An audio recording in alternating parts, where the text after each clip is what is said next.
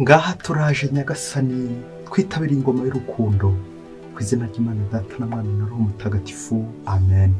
Amahoro bana b'Imana, nimuhumure, Imana iradukunda, ije kutugira neza kuri uwa kane w'icyumweru cya mbere gisanzwe tariki 16 Mutarama 2025. Ngaho tugiye guhurira n'Imana. Isomo rya Bibiliya yandikiwe Abahebureyi umutwe wa 3 umurongo wa 7 kugeza ku 14.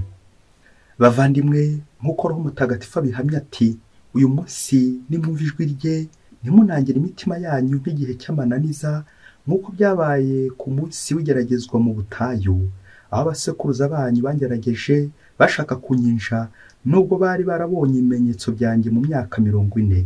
Nicyo cyatumye ndakarira iyi nyoko, maze ndavuga nti, iteka ryose umutima wabo urararuka, ntibamenye inzira zanjye. None narahije uburakari bwanjye ko batazinjira mu buruhukiro bwanjye. Muramenye rero bavandimwe, ntiyakabe n'umwe muri mwe wigiramo umutima mubi ngo yitandukanye n'Imana nzima abitewe no kubura ukwemera. Ahubwo buri munsi nimuterane inkunga, maze ntihagire n'umwe muri mwe unangira umutima ayobejwe n'icyaha. Twabaye koko umwe na Kristo, niba ariko dukomeje tudahinyuka ku mibereho yacu yo mu ntangiriro. Iryo ni ijambo ry'Imana. Zaburi ya 95. Uyu munsi ntitunangire imitima yacu, ahubwo twumva ijwi ry'Uhoraho. Nimwinjire duhine umugongo twuname, dutere ivi imbere y'Uhoraho waturemye, kuko wari Imana yacu, nawe twe tukaba imbaga yo mu rwuri rwe, n'ubushyoburagiwe n'ikiganza cye. Iyaba uyu munsi mwakundaga mu kumva ijwi rye, ntimunangire, ntimugundirize umutima wanyu nk'imeriba, nko ku munsi w'imasa mu butayu, aho abasokuruza banyu banyinjaga, aho bangeragezaga, nubwo bari barabonye ibikorwa byanjye. Mu myaka 40 zinutswe nyoko, maze ndavuga nti, ni imbaga y'umutima wararutse, ntibazi amayira yanjye. Niyo yatumye ndahirana uburakari ko batazinjira mu buruhukiro bwanjye. Uyu munsi ntitugurize umutima wacu, ahubwo twumva ijwi ry'Uhoraho. Nyagasani Yesu nabane namwe. Amagambo mu Ivanjili ntagatifu yanditswe na Mariko umutwe wa 2 umurongo wa 40 kugeza ku 45. Muri icyo gihe umubembaza agana Yesu apfukama imbere ye, amwinginga agira ati, uwishatse wankiza. Yesu amugirira impuhwe, arambura ukuboko amukoraho avuga ati, ndabishatse, kira. Ako kanya ibibembe bimuvaho, arakira. Yesu aramwihanangiriza, amusezera ako kanya amubwira ati, uramenye ntugire ubibwira, ahubwo genda wireke umuherezabitambo kandi uture ibyo Musa yategetse abahumanuwe, maze bibabere icyemezo cy'uko wakize.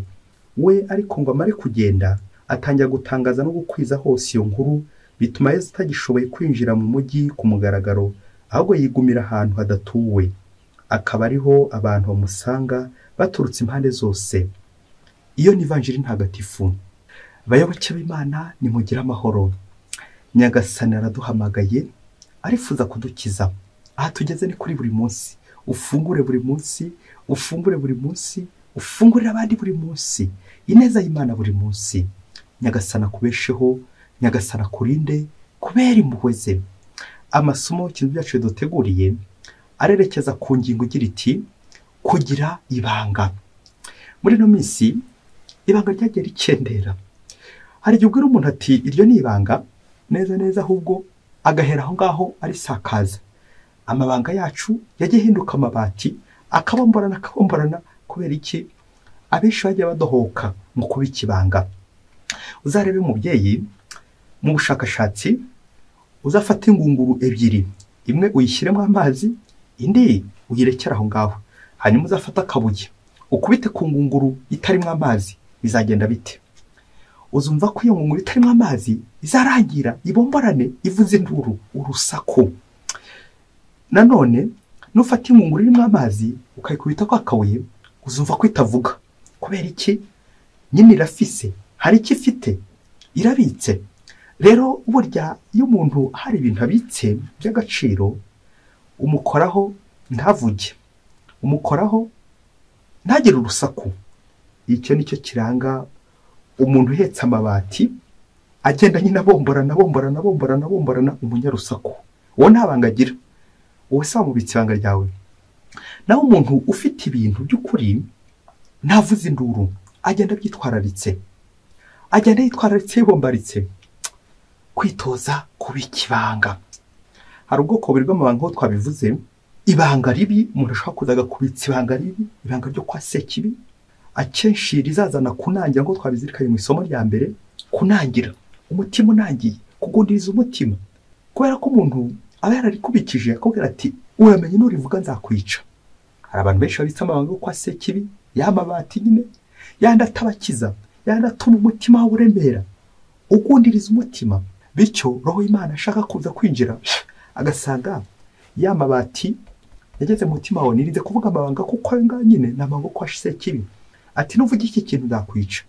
Ukaza gusanga abantu benshi tubayeho mu bwoba, tubayeho twaraziritswe kwa Sekibi, imitima yacu inangiye, roho w'Imana arabuze ahantu atambuka kuko twabitse amabati aho kubika amabanga, twabitse ubwoba, twabitse ubushikamirwe, twabitse ubucakari wacu, twabitse umuriro iwacu, twabitse Sekibi. Ati nuvuga iki kintu nzakwica, nuvuga ko ari ngewe kubyarira nzakwica, nuvuga ko uyu mwana ari uwanjye nzakwica, nuvuga ko hari ubundi buryo tuziranye, nuvuga. Ugasanga kenshi hari ibintu twagiye duhisha. Imitima yacu yararemerewe kuko twabikiye Sekibi amabanga, twebwe twibwira ko ari amabanga kandi ari amabati. Ongera urebe impamvu utari kugoroka Imana muri no minsi, impamvu usenga ntibikunde, nuko kinangiye. Bohoka aho hantu hose, bohoka kuri aya mabati, yembi yajugunye amabati. Ibyo bintu bibi byose bagiye bakorohamo, none Yezu yabuze ahantu atambuka kugira ngo muganire. Igihe kivanjije gutubwira ibanga rya kabiri, turigerekeza kuri Bikira Mariya na Yezu bashoboye kubika ibanga ry'umukiro, kubikira Imana amabanga, kubika ibanga ry'umukiro wakize. Ni byiza cyane kubikira Yezu ibanga, kubikana na Yezu ibanga. Ubwo twumvise muri Novanjiri Yezu ari gukiza, akijije umubembe. Tuzi indwara y'ibibembe, uburyo uwari uyirwaye yarashavuye, ababaye, ananiwe, ariho nabi, ariko Yezu ajya kumutambuka wundi agere gute amukize. Hanyuma Yezu maze kumukiza, we yamubujije kutabyasasa. Ese guki Yezu abuza uriya mubembe kuvuga ibyiza kandi byari byiza, kuvuga amabanga? Kubera iki? Hanandi muri Bibiliya batubwira bati kutubika itaraho ikibo, ahubwo tukareka rikamurikira abandi. Hanandi batubwira bati iki kiganza cyawe cy'iburyo cyakoze, uramenye iki cy'ibumoso ntikizabimenye. Ese izo mvugo wazihuriza hehe? Ese Yezu nuko ushaka ngo ntituvuge ibyo twakoze?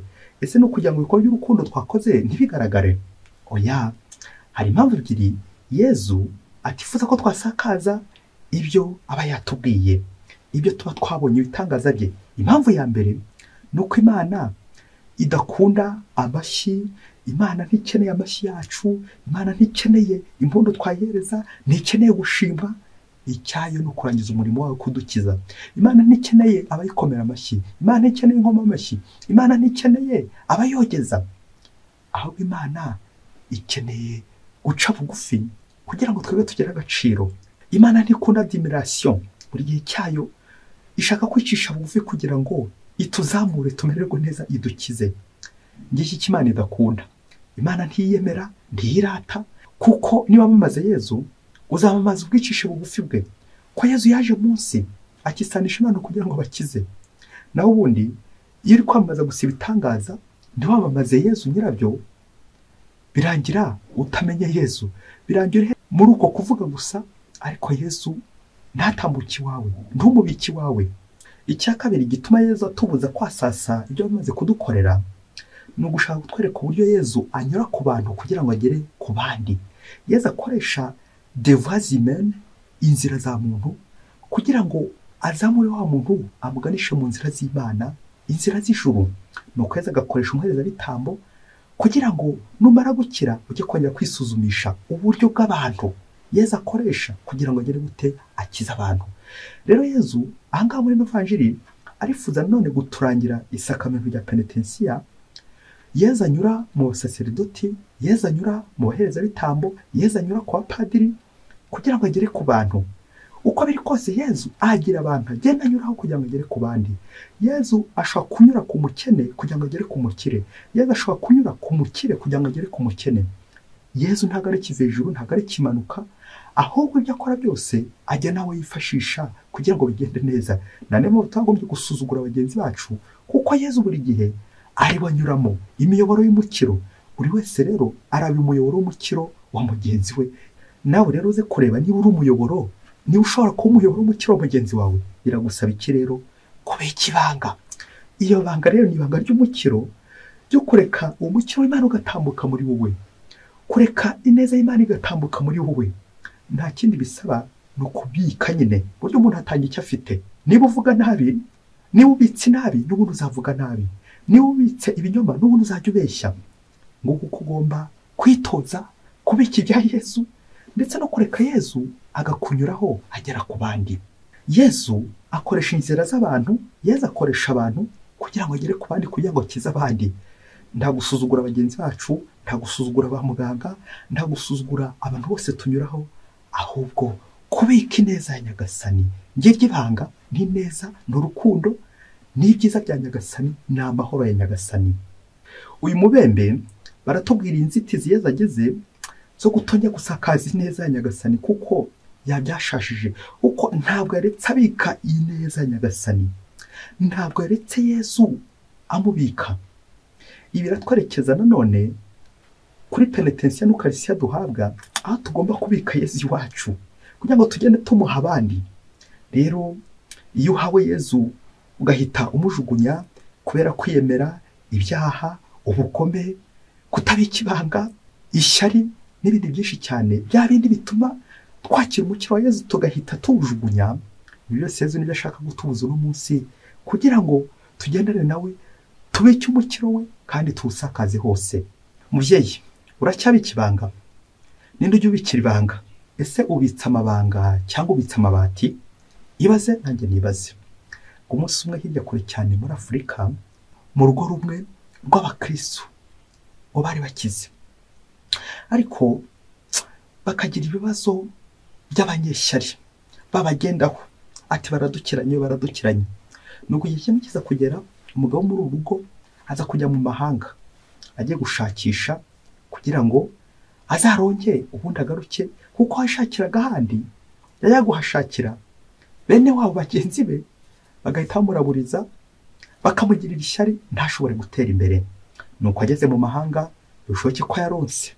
Ubwo aza guhamagara umugore we kuri telefone, amumenyesha ibyo amaze kugeraho n'icyo amwifuzaho. Nuko ngo aramuhamagara, aramubwira ati, umva rero madame, urabizi ko iyo hirya batugirira ishyari, ntabwo twateye imbere uko bikwiye, kandi twari dufite amaboko yo gukora. Ubwo rero hano nagiye, naje kuronka, mpagira amahirwe, mpagira ibihe byiza. Ubu rero nararonse, ino maze kubaka, ndifuza ko nzaza kugufata kugira ngo twimuke, twe kuguma aho ngaho, kuko hano hari umutekano, hari amahoro, ntagire ibihe byiza. Ndifuza nawe kuza kugufata kugira ngo twibanire hano. Ubwo rero hagati aho naronse zahabu, ngiye kuza zahabu nzigurishiriza iyo ngiyo, ubu nindangiza nzigabanya imiryango yacu, ahasigaye twebwe twimukire, twigumire ino hino, kuko nabonye umutuzo, tuzahabe, nabonye ari ahantu heza, niho tuzibera. Nuko wa mugabo amenyesha n'umugore w'igihe azazira kugira ngo aze kumwimura. Uzi ko ngo umunsi umugabo yaje, bahise bamufatira ku kibuga cy'indege, baramucakira, bahita baramufunga. Ngaho fora icyo yazize, ngo umugore we, ngo kubera ko ntacyo yahishaga mama we, nyina, ngo yafataga record umugabo we, akamufata amajwi, yarangiza agahita abirekura nyina, kandi ari ibanga. Ngo nyina nawe akabirekura abahungu be, abahungu be nakabirekura inshuti zabo.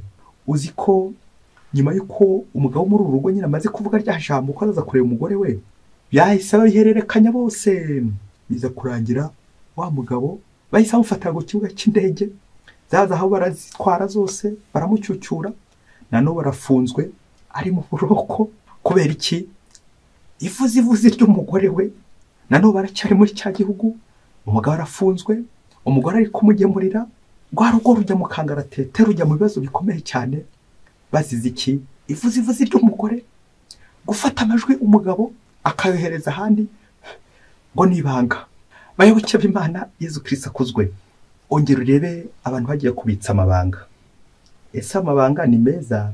Naza kwicisha, naza gukoza isoni, naguteye ubwoba, naza kujyana ikuzimu, cyangwa n'amabanga y'ijuru, n'amabanga y'uko ugiye kurokoka, n'amabanga y'uko ugiye gukira, n'amabanga y'uko ugiye kwimuka mu ngeso mbi ujya ahantu heza? Komeza ubyibazeho. Uyu munsi uze gukora umwitozo.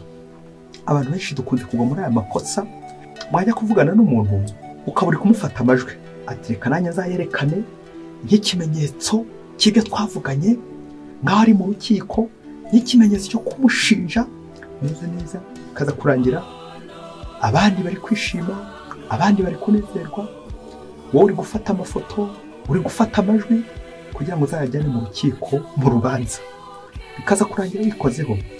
Baca umugani ngo igisiga cy'urwara rurerure kimena inda. Arongera urebe ahantu hose waba warimenye inda kubera ivuzi ryawe, kubera kutabika ibanga, maze urebe iyo mensi ya sekibi, gufata abandi amajwi, ushaka kuzakoza abandi isoni, ushaka kuzataranga abandi. Amaherezo bizarangira wikozeho. Amaherezo bizarangira ni bya bindi by'uko urabeshya ukabeshya bikazarangira uri kwibeshya, uri ukiba bikazarangira uri kwiyiba, uragambana ukagambana bikazarangira uri kwigambanira. Kubera iki? Ivuzi ryawe. Abantu bajya ufata amajwi, icyo ni ikimenyetso cya sekibi, ufata abandi amajwi kugira ngo uzayagendereho ujye kuburana. Urwo ni urubanza rwa sekibi. Mubyeyi, ongera urebe abantu benshi umujinya ubitse, abantu wafashe amajwi, ibyo byose ubitse, ayo mafoto wabitse muri telefone yawe, mu ikoranabuhanga ryawe, mu rugo rwawe, mu nzu yawe, ngo mpaka uzayerekane kuri uwo munsi w'urukiko. Amafoto rero ni ikimenyetso cy'umuvumo cya sekibi. Kura amajwi mabi ari wawe, kura amafoto mabi ari wawe, kugira ngo Yezu uri gutambuka akiza nawe gukize. Kuko ibyo uri guteganya kuzakora byasasa, uri kubura umucyo wa Nyagasani, uri kwikurura umuvumo. Ayo majwi mabi, ibyo bimenyetso byo kwa sekibi birandura iwawe. Ngiye gusoza nkubwira abantu batatu ugomba gutinya, nusanga ubarimo nawe uzi kuvuga uti ibintu kuko ntibikwiriye umuntu w'umukristo nkanjye. Hari ibintu bitatu umuvumo ushamikiraho, nawe uze kubyirinda uno munsi. Wongere urebe ibyo ujya ugwamo, maze ubyirukane burundu. Icya mbere ngo ni akaguru karekare, kugenda cyane, kuzerera, ukajya utaha amajoro. Icyo ni ikimenyetso cya sekibi cyo kutabika ibanga. Icya kabiri ni akaboko karekare, kwiba, gukorakora, bya biganza byakoze kuri Yezu bidakorakora. Igihe cyose uzatangira gukorakora uzamenye ko uri kwivutsa umugisha w'Imana, uri kumena ibanga. Gukorakora no kumena ibanga, akaboko karekare. Icya nyuma, umunwa muremure, akarimi karekare, umuntu uva. Ibintu byose ukagenda byasasa, ati yambwiye, wowe se wumviye iki? Ubuzima bwacu akenshi ugasanga twagiye dutaranga abandi, tukavuga abandi nabi, tukibeshyera. Igisiga cy'urwara rurerure kimena inda. Nawe rero wongera urebe ibyo bitse, ibyo uvuga, uko ujya uteranya abandi. Ese Yezu agarutse nawe ntiwaba uri kumuzitira kugira ngo umucyo utagera hose? Iminwa yacu akenshi aho kuyikoresha twamamaza Kristo, twagiye tuyikoresha twamagana Kristo, tukayikoresha dusebya abandi, tuvuga abandi nabi, twimena inda. Kandi Yezu yifuza kudukiza. Nawe uzi kureba uwo munwa wawe, niba ugufasha kubika ibanga, cyangwa niba Yezu agukiza ugahita ukuramo akarenge, ati abasiga nyuma yanjye abirwarize. Kandi Yezu kujya mu mukiro ugere hose nuko umubikira ibanga, kumenya ko ibanga ry'umukiro. Yisuzume rero aho ufite akaguru karekare ubicikeho. Yisuzume rero aho ufite akaboko karekare ubicikeho. Yisuzume aho ufite akarimi karekare kabeshya, nawe ugacikeho kugira ngo ubike Yezu, utware Yezu, ugumane na Yezu, maze ugendere mu kuri kw'Imana, ukore neza ibishimisha Imana mu buzima bwa buri munsi. Ineza ya Kristo uguhoreho, uyihoze ku bandi buri munsi. Mwese Imana ibahe umugisha. Imana Data na Mwana na Roho Mutagatifu. Amen. Padiri Masumbuko Ladislas wa Diyosezi ya Cyangugu.